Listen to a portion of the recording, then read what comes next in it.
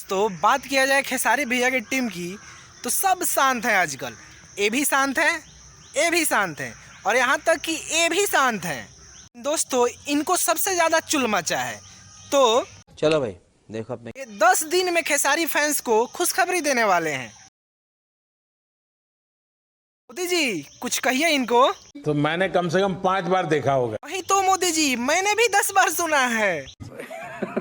दोस्तों शुरू से सब आपको बताते हैं, बाकी आप तगड़ा वर्क न्यूज देख रहे हैं और मैं आपका दीपेश पांडे। मेरे चैनल को सब्सक्राइब कीजिए और दूर दूर तक इस वीडियो को शेयर कीजिए। जिस दिन जरूरत आएगी खोजने की उस दिन खोज लेंगे और तीर के निकालेंगे जहाँ भी रहिए। फिर भी राजीव भैया एक टाइम बता देते तो मजा आ जाता।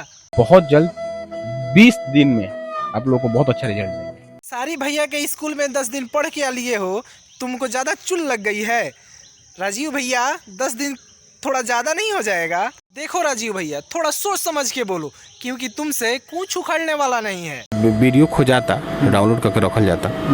अब जितना लोग के नाम आ जाए, बहुत लोग है नाम अब क्या रखवाइएगा, जब एक्शन होगा तो खुद दिख जाएगा। तो आपको बता दें कि इस खेसारी भैया के टीम में सब कोई शांत है आजकल। सबका धीरे धीरे सबका दवा हो रहा है, सब कोई शांत है। तोड़ देंगे तुम्हारा शरीर का कोना कोना, मगर होने नहीं देंगे तुमको कोरोना।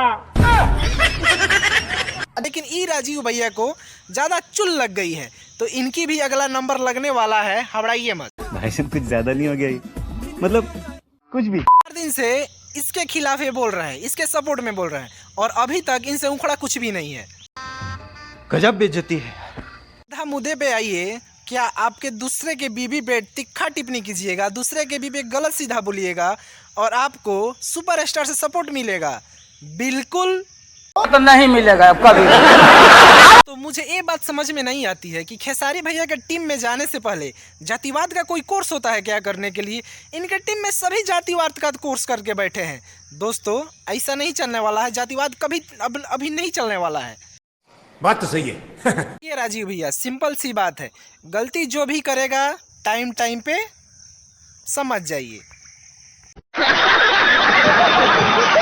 ये राजीव भैया सबका चुल शांत हो गया है, अपना भी चुल शांत कर लीजिए, क्योंकि आपको बलि का बकरा बनाया जा रहा है।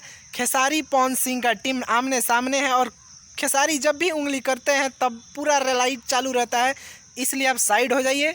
देखा आपने लापरवाही का नतीजा। दोस्तों ये था एक छोटा सा अपडेट खेसारी जी के टीम पे और पवन सिंह जी के टीम पे। बस आप देखते रहिए तगड़ा वर्क और मैं आपका दीपेश पांडे। मेरे चैनल को सब्सक्राइब कीजिए, लाइक कीजिए, शेयर कीजिए। तब तक के लिए जय हिंद।